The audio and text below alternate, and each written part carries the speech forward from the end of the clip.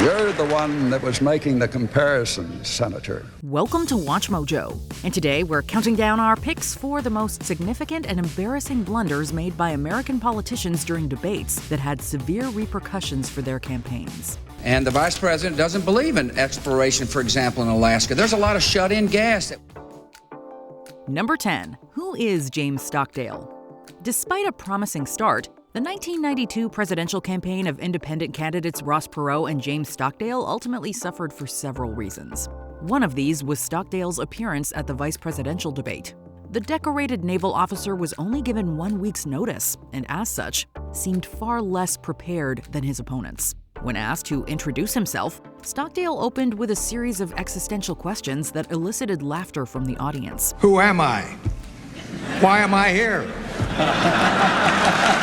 Granted, the questions were rhetorical, but that didn't stop the media from relentlessly lampooning the moment. As a result, many viewed Stockdale as too old and confused for the job. Ultimately, their ticket secured 19% of the vote, a remarkable feat for an independent, but not nearly enough to win the White House. Admiral Stockdale, it's your turn to go. You know, I didn't have my hearing aid turned on. I'm sorry, Tell me sir. Again. Number 9. Barack, that one, Obama. During the 2008 presidential debates, Republican candidate John McCain faced harsh criticisms for his perceived behavior towards his Democratic opponent, Barack Obama. At the first matchup, pundits noticed that McCain rarely looked at or engaged with Obama, a behavior seen as disrespectful. Then, to make matters worse, during their second showing, while in a discussion about energy, McCain referred to Obama as, quote, that one, a term widely viewed as derogatory. It was an energy bill on the floor of the Senate, loaded down with goodies, billions for the oil companies, and it was sponsored by Bush and Cheney. You know who voted for it? You might never know. That one. This choice of words did not endear him to voters. McCain's apparent condescension towards then-Senator Obama drew heavy backlash and was highlighted by the Obama campaign itself. While the actual impact of this controversy is unknown, McCain ended up losing the election to Obama by a significant margin. CBS projects that Senator Barack Obama of Illinois will be the next president of the United States. He defeats John McCain, the senator from Arizona and Vietnam War hero. And no matter whom you voted for, you'd have to agree this is an incredible milestone in the history of this country. Number 8. Rick Perry's Great Gaff. Rick Perry's 2012 presidential bid got off to a promising start, but eventually faltered during the primaries. However, the moment that would define Perry's campaign came during the 9th Republican debate in November of 2011. When discussing how he would cut spending if elected, Perry mentioned that he had 3 federal agencies he wanted to get rid of. He successfully named the first 2, but completely blanked out on the third. And I will tell you, it's 3 agencies of government when I get there that are gone. Commerce, education, and the, what's the third one there? Let's see. Moderator John Harwood pressed him for the missing agency, leading Perry to concede defeat to his memory and utter the word that would mark his death knell. The third agency of government, I would do away with the education, the commerce, and let's see. I can't. The third one I can't. Sorry. Oops. Ironically, the forgotten agency was the Department of Energy, which Perry later headed as secretary under President Trump. Number 7. Gerald Ford's denial. Due to his fortuitous rise to the Oval Office, Gerald Ford earned the unofficial nickname Accidental President. That label gained further credibility due to this now infamous moment. During the second debate between Ford and the relatively unknown former governor of Georgia, Jimmy Carter, Ford delivered a major blunder. The incumbent president drifted far away from the facts by declaring that Eastern Europe was not under Soviet domination. There is no Soviet domination of Eastern Europe, and there never will be under a Ford administration. Even after being asked to clarify, Ford doubled down on his initial statement, maintaining that Yugoslavia, Romania, and Poland were entirely independent nations. Each of those countries is independent, autonomous. It has its own territorial integrity, and the United States does not concede that those countries are under the domination of the Soviet Union. This significant misstep appeared to solidify the perception of Ford as an unfit leader and arguably contributed to his eventual loss at the polls. Number 6. George H.W. Bush checks his watch. Presidential debates hinge not only on a candidate's spoken words, but also on those that are left unspoken. George H.W. Bush's gesture at the second debate of the 1992 cycle certainly spoke volumes. Just as he was asked by an audience member how the national debt affected him personally, cameras caught the then president glancing at his watch. While this may have been unintentional, the act was interpreted as a sign of Bush's boredom and disinterest towards the struggles of everyday Americans. Compare that with Bill Clinton's more empathetic response, and Bush was all but done for. I have seen what's happened in this last 4 years when, in my state, when people lose their jobs, there's a good chance I'll know them by their names. When a factory closes, I know the people who ran it. When the businesses go bankrupt, I know them. Years later, the former president admitted that he disliked debates and was indeed impatient for that particular one to be over.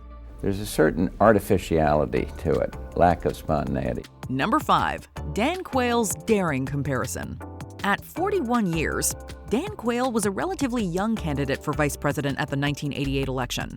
Throughout the campaign, his age and limited political experience were frequent topics of discussion, and they expectedly resurfaced at the vice presidential debate. When confronted about these concerns, Quayle defended his background by drawing a comparison to President John F. Kennedy's early political career. I have as much experience in the Congress as Jack Kennedy did when he sought the presidency. While this comparison wasn't necessarily inaccurate, Quayle's opponent Lloyd Bentsen took issue with it and immediately put him down. Jack Kennedy was a friend of mine. Senator, you're no Jack Kennedy. Bentsen's now iconic rebuttal garnered a thunderous applause from the audience and became a source of ridicule for Quayle. Nevertheless, the Bush-Quayle ticket ultimately emerged victorious in the 1988 election. That was really uncalled for, Senator. Number 4. There you go again. With decades of experience as a radio broadcaster and screen actor, Ronald Reagan was a charismatic public speaker, a pivotal attribute that helped him win the presidency in 1980. During his sole debate with the incumbent president Jimmy Carter, Reagan skillfully employed his public speaking prowess, delivering this famous quote. Carter, on the offensive, had taken Reagan to task over his opposition to Medicare in the past. Throughout the president's speech, Reagan maintained a sly grin on his face, ultimately disarming his opponent with the memorable retort. There you go again. Despite the factual basis of Carter's criticism, he stood no chance against Reagan's natural charisma and ability to leave a truly unforgettable impression. We're all here but one now, and he was here, but they just took him off stage. It's way past his bedtime. Number 3. Richard Nixon pales in comparison. The first ever televised presidential debate between John F. Kennedy and Richard Nixon yielded polarizing opinions. Radio listeners thought both men did equally well, with some even favoring Nixon. However, television viewers overwhelmingly declared Kennedy the victor. I think Mr. Nixon is an effective leader of his party. I hope he would grant me the same. The question before us is, which point of view and which party do we want to lead the United States? This discrepancy arose because of Nixon's ignorance of the power of TV. The then vice president had declined using makeup, causing him to appear pale and sweat under the studio lights. Additionally, his choice of a light gray suit made him fade into the backdrop, and his constantly shifting gaze created an impression of duplicity.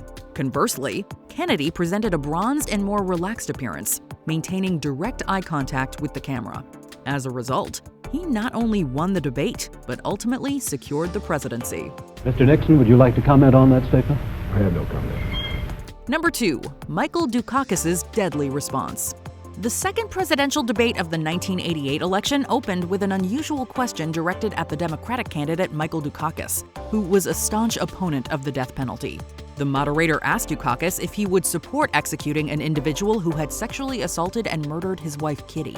The Massachusetts governor reiterated his anti-death penalty stance before devolving into a textbook discussion of its drawbacks, completely devoid of any emotion. I think there are better and more effective ways to deal with violent crime. Viewers were shocked by how cold and dispassionate the candidate came across while answering such a deeply personal question. It reinforced Dukakis' perceived calculated demeanor, and played a role in his eventual defeat by the then Vice President George H.W. Bush. Before we unveil our top pick, here are some honorable mentions. Donald Trump constantly interrupts Joe Biden. The incumbent president interrupted his challenger a staggering 73 times. Will you shut up, man? Listen, who is on your list, Joe? Who's on your list? Right. Gentlemen, I think this we've is ended so this. unprecedented. George W. Bush's apparent irritation at John Kerry. You know what they say, hurt people hurt people. And I believe President Bush and I both love our country equally, but we just have a different set of convictions about how you make America safe.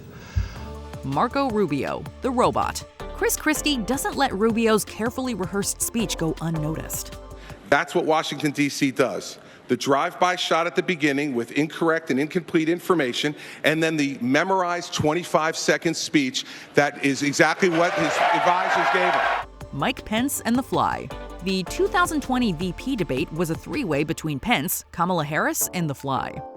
Bias against minorities is a great insult to the men and women who serve in law enforcement. And I want everyone to know who puts on the uniform of law enforcement every day. Before we continue, be sure to subscribe to our channel and ring the bell to get notified about our latest videos. You have the option to be notified for occasional videos or all of them. If you're on your phone, make sure you go into your settings and switch on notifications. Number 1. Al Gore's condescending behavior. If there's anything this 2000 presidential debate proved, it's that you can know everything about policy and still fail spectacularly. In this matchup, Vice President Al Gore, a seasoned politician, faced off against Governor George Bush, who was perceived as less knowledgeable on policy matters. Let me call your attention to the key word there. He said all poor seniors. No, wait a minute. All seniors are covered under prescription drugs in my plan. In the first year? If we can get it done in the first year, you bet. Despite a strong command of the actual substance of the debate, Gore came off as pompous and condescending. Whenever his opponent spoke, he sighed continuously and frequently rolled his eyes. Sounds like the vice president's not very right many times tonight. I just told you the criterion in which I'll appoint judges. I've had a record of appointing judges in the state of Texas. That's what a governor gets to do. Throw in his repeated use of overly technical terms, and Gore successfully alienated a lot of viewers. I think one of the key points in foreign policy and national security policy is the need to reestablish the old-fashioned principle that politics ought to stop at the water's edge. There's no way to know for sure, but this may very well have been the moment that tipped the historically close election in Bush's favor. Which of these political debate fails did you watch live? Let us know in the comments below. Do you want to call him? What do you want to call him? Give me a name. Give me a White name. supremacists and who would you like me to condemn? White supremacists and right Proud Boys. Stand back and stand by. But I'll tell you what. Somebody's got to do something about Antifa and the left. Did you enjoy this video? Check out these other clips from WatchMojo, and be sure to subscribe and ring the bell to be notified about our latest videos.